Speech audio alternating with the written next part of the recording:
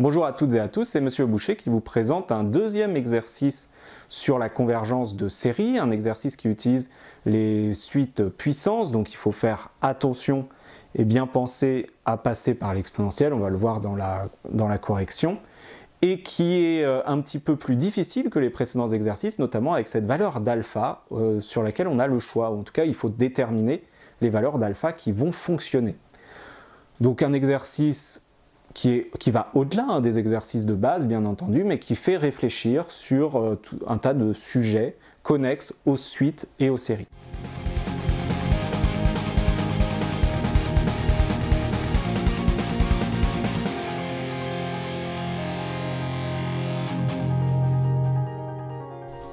Alors sur cet exercice B3, c'est un exercice sur convergence d'une suite et d'une série, une suite qui a cette forme particulière. J'aime bien ce type d'exercice puisqu'il permet de rappeler la formule des fonctions, des suites puissance.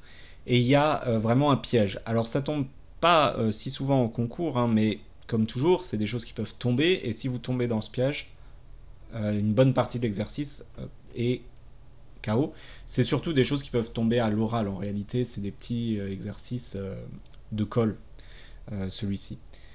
Pourquoi? Parce qu'en fait, vous ne pouvez pas vous contenter de dire 1 sur n puissance alpha, c'est positif, donc ça c'est plus grand que 1, j'ai un truc plus grand que 1 à la puissance, et bien ça tend vers plus l'infini. Ou un truc un peu basique en disant ça tend vers 0, donc 1 plus 0 puissance quelque chose, ça fait toujours 1, etc.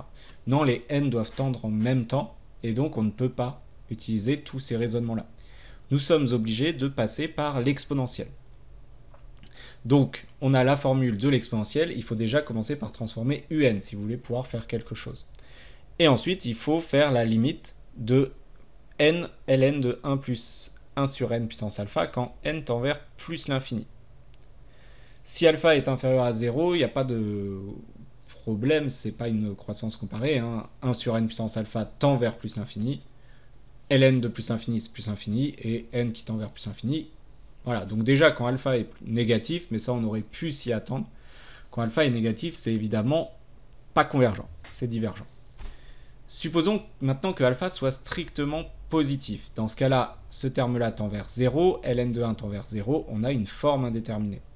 Pour lever cette forme indéterminée, on peut faire un développement limité ou on peut travailler directement par équivalence, puisqu'on a une équivalence directe de ln de 1 plus x quand x tend vers 0. Donc on a cet équivalent, 1 sur n puissance alpha moins 1, et là il faut bien connaître ces résultats sur les fonctions puissance. Si alpha est inférieur à 1, pour la même raison qu'on a évoquée précédemment, cette suite va tendre vers plus l'infini, vers 1 si ça vaut pile 1. C'est le seul cas où effectivement on a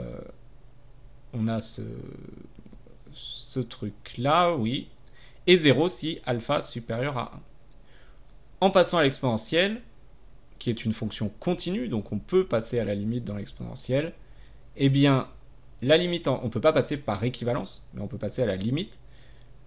L'exponentielle de plus l'infini, c'est toujours plus l'infini, l'exponentielle de 1, c'est e, et l'exponentielle de 0, c'est 1. Donc on a ce résultat-là, finalement.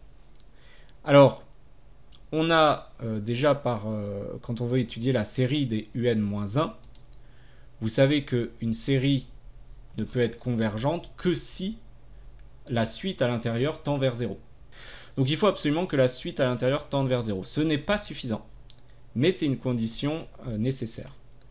Donc déjà, quand on regarde un-1, on voit que si alpha est inférieur ou égal à 1, on est soit dans le cas où ça tend vers plus l'infini, soit dans le cas où ça tend vers e, moins 1, du coup. Plus l'infini moins 1, c'est toujours plus l'infini, et e moins 1. Donc il n'y a que quand alpha est strictement supérieur à 1, que un moins 1 tend vers 0. On repasse à l'exponentielle, et là on va essayer de trouver, encore une fois, un équivalent. On a l'exponentielle de la forme e de an moins 1, on sait que ça, c'est équivalent à an, par les équivalents usuels, et du coup, on retrouve l'équivalent ici. Et là, maintenant, c'est plus le fait de dire si ça tend vers 0, etc., c'est utiliser les séries de Riemann. 1 sur n puissance alpha moins 1, c'est une série de Riemann. va converger que si alpha moins 1 est strictement supérieur à 1, et donc si alpha est strictement supérieur à 2. Donc en gros, la suite converge si alpha est supérieur ou égal à 1, mais la série DUN-1 ne converge que si la alpha est strictement supérieur à 2. Voilà, si vous avez des questions, n'hésitez pas à les poser sur un forum ou bien sûr en classe.